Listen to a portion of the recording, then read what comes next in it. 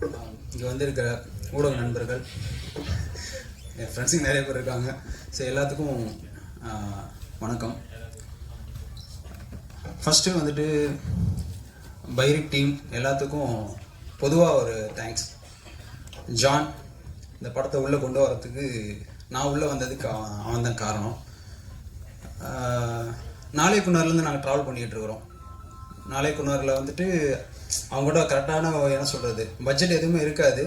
So அந்த டைமில் நான் அவங்களுக்கு சப்போர்ட் பண்ணினது அந்த நன்றி கடனாக தான் வந்துட்டு எனக்கு இந்த பைரியில் வந்து எனக்கு இவ்வளோ பெரிய வாய்ப்பு கொடுத்துருக்காங்க. அதுக்கு அடுத்து வந்து டிகே சார், துரை சார். ஃபஸ்ட்டு வந்துட்டு இந்த படத்தில் ஒருத்தர் மிஸ் பண்ணிட்டோம், ஃப்ரான்சிஸ் கிருபானா.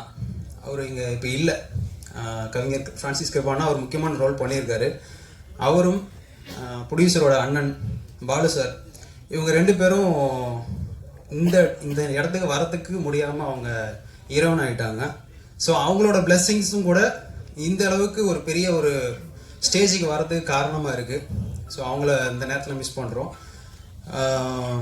டிகே சார் வந்துட்டு எப்படின்னா, அவர் ஒரு வேளை இல்லை அப்படின்னா இந்த படம் வந்துட்டு ஃபுல்லாக முடிஞ்சிருக்குமா அப்படின்றது தெரில. ஏன்னா வந்துட்டு அவ்வளோ நெருக்கடிகள், இதுக்கிடையில் கொரோனா வந்துச்சு, ஏகப்பட்ட விஷயங்கள் நடந்தாலுமே வந்துட்டு அவர் அந்த டீமை வந்து நம்பி காசை கொடுத்துருவார். அதாவது உள்ளே வந்துட்டு நடக்குதா இல்லையா, என்ன பண்ணுறீங்க, அதுமாதிரி எதுவுமே கேட்க மாட்டார்.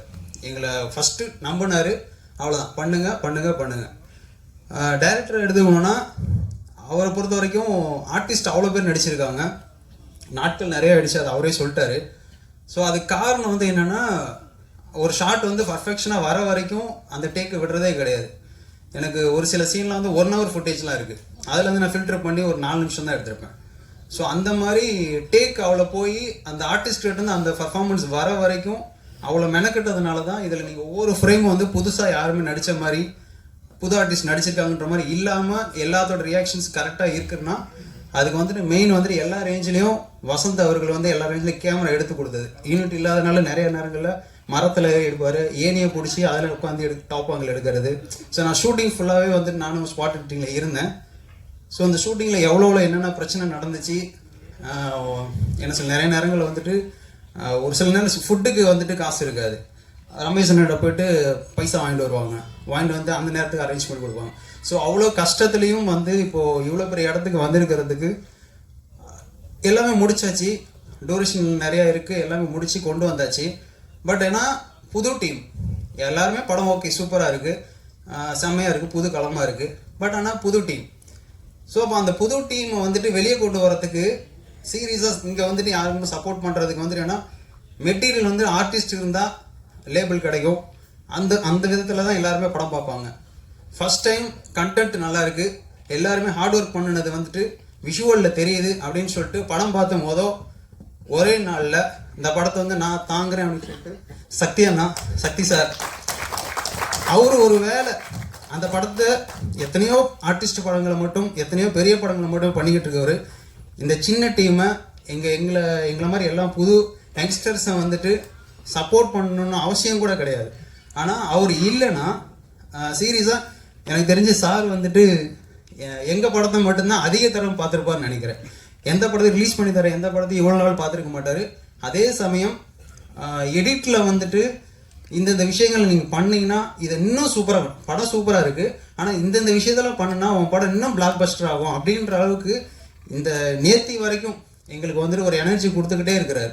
இன்னும் என்ன பண்ணலாம், இன்னும் இது சூப்பராகிடுச்சு, இன்னும் கொஞ்சம் இதை கரெக்ட் பண்ணி இன்னும் சூப்பரானு சொல்லிட்டு எனக்கு தெரிஞ்சு எந்த படத்துலையும் வந்துட்டு சார் வந்து இவ்வளோ வந்துட்டு இன்புட் கொடுத்து அவர் ஒர்க் பண்ண மாதிரி இல்லை. அதுக்கு ஒரே காரணம் அவர் எங்களோட உழைப்பை நம்பி இவனுங்களை ஜெயிக்க வைக்கணும் அப்படின்ற ஒரு நல்ல குணம் மட்டும்தான். ஏன்னா இது கடந்து போயிடலாம், அவங்க ரிலீஸ் பண்ணி தரதுக்கு வந்துட்டு ஈஸியாக வந்து கடந்து போயிடலாம். ஆனால் அது கடக்கலை.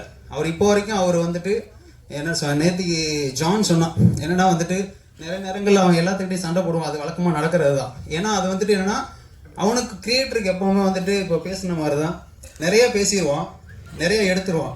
அது மாதிரி நம்ம ஃபில்டர் பண்ணி எடுக்க வேண்டிய இது இருக்கும் நமக்கு, ஃபுட்டேஜும் அந்த மாதிரி தான். ஸோ அவனுக்கு வந்துட்டு பேசணும்னு பேச மாட்டான். பட் ஆனால் அவனுக்கு அந்த நேரத்தில் அவனோட கிரியேட்டராக அவனோட விஷயங்கள் ஏதாவது ஸ்பாயில் ஆகுமோ அப்படின்றதில் தான் அவன் பேசிடுவான்.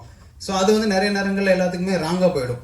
ஸோ அது வந்துட்டு அவன் அது அவனோட இயல்பு. அதை நான் வந்துட்டு அவனோட நண்பனா அவன் கூட ரொம்ப நாள் ட்ராவல் பண்ணதுனால அவனோட இயல்பு எனக்கு என்னன்னு தெரியும். எதுக்கு கோவப்படுறான், இவனை எப்படி சாஃப்ட் ஆகணும் அப்படின்னு சொல்லிட்டு நான் அதை கல்யாணம் ஆனதுலேருந்து அதிகமாக வந்து ஒய்ஃப் கூட இருந்ததை கூட இவன் கூட அதிகமாக இருந்திருக்கும். ஸோ அந்த மாதிரி எப்போ பார்த்தாலும் பைரியே பண்ணிக்கிட்டு இருக்கேன். ஏன்னா என் ஒய்ஃப் வந்துட்டு வில்லேஜ், அவங்க வந்துட்டு சினிமா பார்த்து எதுவுமே தெரியாது. சினிமாவில் வந்துட்டு என்னென்னா நிறைய நாள் வேலை பார்த்தா நிறைய காசு கிடைக்கும் அப்படின்னு நினச்சிக்கிட்டு இருப்பாங்க. ஸோ நான் எப்போ பார்த்தாலும் பைரியிலேயே உட்காந்துருப்பேன். கல்யாணம் எனக்கு தெரிஞ்சு பொண்ணு பார்க்க ஆரம்பிச்சு நாகர்கோயிலேருந்து ஆரம்பித்தாங்கன்னு நினைக்கிறேன்.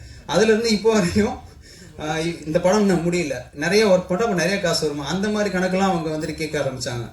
ஸோ அது வந்துட்டு அவனோட இயல்பு. ஸோ நேர்த்திக்கு வந்து சக்தி சார் வந்துட்டு அவர் கூட சப்போர்ட் வந்துட்டு சதீஷ் அவர் சார் வந்து சொன்ன ஒரு விஷயத்துக்காக அவர் என்ன பண்ணாலும் வந்துட்டு நம்ம பண்ணும் போல இருக்கு. ஒரு அப்பா மாதிரி, எனக்கு அப்பா இல்லை அப்பா மாதிரி அப்படி தாங்குறாரு. எனக்கு வந்துட்டு இது உண்மையாலுமே வேற யாராவது இது பண்ணுவாங்களான்னு தெரில, பட் அவருக்காக அது என்ன வேணாலும் பண்ணணுன்ற மாதிரி இப்போ தோணுன்னு சொல்லிட்டு நேற்று நைட் இன்க்ளூடிங் நாங்கள் சில ட்ரிம்முங்கெல்லாம் பண்ணோம். அது வந்துட்டு அவர் சாரோட சப்போர்ட்டு தான். அந்த சப்போர்ட்டை தாண்டி வந்துட்டு அவர் இந்த படத்தை எப்படியே ஜெயிக்க வைக்கணும். அது சின்ன சின்ன தடைகள் இருக்குது, அதை ரிமூவ் பண்ணிட்டா இன்னும் சூப்பராக வந்துடும்ன்றது அவரோட. அதை சொல்ல நாங்கள் இவ்வளோ நாள் வேலை பார்த்தோம். எனக்கு தெரிஞ்சு சாரே சொன்னார் ஒரு டைம், இந்த படத்தை எனக்கு தெரிஞ்சு 100 தடவை 100 தடவைக்கு மேலேயே பார்த்துட்டேன். அதில் ஜட்ஜ்மெண்ட் தெரியாமல் போகும். ஆனால் சார் வந்துட்டு இப்போ சாருமே கிட்டத்தட்ட அதிகமாக பார்த்துட்டாரு. நாங்கள் சில கலைச்சி போட்டு வேலை பார்த்ததுலையுமே ஒரு டைம் பார்க்கும்போது ஷார்ப்பாக வந்து இதுதான் இங்கே வந்துருச்சு, அதையும் அங்கே வச்சுருக்கீங்கன்னு சொல்லிட்டு அவ்வளோ ஃபாலோ பண்ணி, எனக்கு தெரிஞ்சு சாருக்கு வந்து அவ்வளோ எடிட்டிங் நாலேஜ், அவ்வளோ ஷார்ப் பண்ணி அழகாக அதை மறுபடியும் கரெக்ஷன் பண்ணி. ஏன்னா நாங்கள் எங்களுக்கு ஜட்ஜ்மெண்ட் கிடையாது, நிறைய டைம் பார்த்துட்டோம். இருந்துமே அதை வந்துட்டு சார் வந்து சொல்லி இது பண்ணதெல்லாம் பார்த்தீங்கன்னா சீரியஸாக வந்துட்டு இது எவ்வளோ நன்றி சொன்னாலும் இந்த டீம் பைரி டீம் வந்துட்டு எவ்வளோ தேங்க்ஸ் பண்ணாலும் வந்துட்டு அது ஈடு ஆகவே ஆகாது. ஸோ டிகே சார் இல்லைன்னா வந்து படம் கிடையாது. நாங்கள் இந்த டீமாக வந்து நாங்கள் உருவாயிருக்கவே மாட்டோம். சக்தி சார் இல்லைன்னா நாங்கள் இந்த ஸ்டேஜுக்கே வந்திருக்கவே மாட்டோம். இந்த படம் இந்த அளவுக்கு ரீச் ஆகிருக்காது, எதுவுமே நடந்திருக்காது. ஸோ இதில் நடித்த ஆர்டிஸ்ட் எல்லாருமே வந்துட்டு ரொம்ப சப்போர்ட் பண்ணாங்க. சையத் பிரதர் எப்படின்னா வந்துட்டு சரி சார் வந்துருச்சு, சக்தி சார் வந்து அப்படியே உங்களுக்கு வந்துட்டு சையத் ப்ரோ என்னன்னா வந்துட்டு அதான் ஷூட்டிங் வந்து ஆரம்பித்ததுலேருந்து எல்லாமே இவர் தான் எல்லாம் அரேஞ்ச் பண்ணினது. எவ்வளோ ஆர்கியூமெண்ட் நடந்தாலும், எவ்வளோ ஃபண்டு பிரச்சனை இருந்தாலும், இல்லை ஃபுட்டு பிரச்சனை என்னன்னா அதை எல்லாத்தையும் பேலன்ஸ் பண்ணி இந்த ஷூட்டு முடிகிறதுக்கு எல்லாம் பேலன்ஸ் பண்ணி இப்போ வரைக்கும் ஒர்க் எல்லாத்துக்கும் நகர்றதுக்கும் அதுக்கு எல்லாமே ஒரு முக்கியமான ஒரு மனிதர் சையத். ஸோ அவரோட ஃப்ரெண்ட் தினேஷ், அப்புறம் ஈபியாக ஒர்க் பண்ண கவிதரன். எப்படின்னா அவர் என்னன்னா ஏன் அவர் வந்துட்டு ஈபினா அங்கே ஷூட்டிங் ஸ்பாட்டில் வந்துட்டு ஆர்டிஸ்ட் கிடைக்க மாட்டாங்க. திடீர்னு ஒரு 50 பேர் இருந்தாங்கன்னா எனக்கு பத்தாது, ஒரு 70 பேர் வேணுமாங்க, பத்தலை, மறுபடியும் ஒரு ஆட்டோ எடுத்துகிட்டு போவார். அங்கே அந்த கோயில் சரௌண்ட்லிங்லாம் சும்மா நாகர்கோவில் நிறைய பேர் வந்துட்டு சும்மா வெட்டியாக உட்காந்துருப்பாங்க. ஐயா நீங்கள் என்ன சும்மா இருக்கீங்களா, சாப்பாடு அங்கே இருக்குது வரீங்களான்னு சொல்லிட்டு ஷூட்டிங் கொண்டு வந்துடுவார். ஆட்டோவில் பிடிச்ச ஒரு 20 பேர் ஃபீல் பண்ணிடுவாங்க. ஸோ அந்த மாதிரி இந்த நேரத்துக்கு இவரும் இந்த சீனுக்கு எனக்கு ஒரு 50 பேர் வேணும்னா அந்த 50 பேர் எப்படியாவது அரேஞ்ச் பண்ணி கொடுக்கறது, அந்த லோக்கல்லையோ இதுலையோ வரல இது பண்ணி கொடுத்துருவாங்க. விக்கி மாஸ்டரோட ஃபைட் ஒர்க் வந்து ரொம்ப நல்லாயிருக்கும். ஸோ அது கிட்டத்தட்ட ஒரு 10 நாள் கிட்ட அவங்க பயங்கர எஃபோர்ட் எடுத்து பண்ணாங்க. அங்கே ரிஹர்சல் பண்ணி பண்ணாங்க. ஸோ இந்த படத்துக்கு எங்கே லொக்கேஷன் வச்சிங்கனாலும் எந்த பிரச்சனையும் வராது. அதுக்கு முக்கிய காரணம் வந்துட்டு ரமேஷ் ஆறுமுகம். அவருக்கு வந்துட்டு அவங்க பேக்ரவுண்ட், அவங்க ஃபேமிலி பேக்ரவுண்ட் அந்த மாதிரி அவ்வளோ பெரிய நல்ல மனிதர். வினு அண்ணன் நீங்கள் வில்லனாக நடிச்சிருக்கிறது வந்து பார்த்தீங்கன்னா சுத்தமாக தெரியாது, அந்தளவுக்கு ஃபுல் எஃபோர்ட் போட்டிருக்காங்க. ஸோ எல்லா ஆர்டிஸ்ட்டுமே சூப்பராக பண்ணியிருக்காங்க. ஸோ வேறு என்ன சொல்கிறது தெரியல. ஸோ இந்த ஒர்க் வந்து நாங்கள் ரொம்ப ஆத்மார்த்தமாக ரொம்ப ஹார்ட் ஒர்க் பண்ணி, எல்லா படமும் எல்லாருமே ஹார்ட் ஒர்க் பண்ணுவாங்க, அதே சேம் டைம் நாங்களும் அதே ஹார்ட் ஒர்க் பண்ணியிருக்கோம். ஸோ அந்த ஹார்ட் ஒர்க் வந்துட்டு எங்களுக்கு நல்ல ஒரு ரெக்கக்னேஷன் கிடைக்கும்.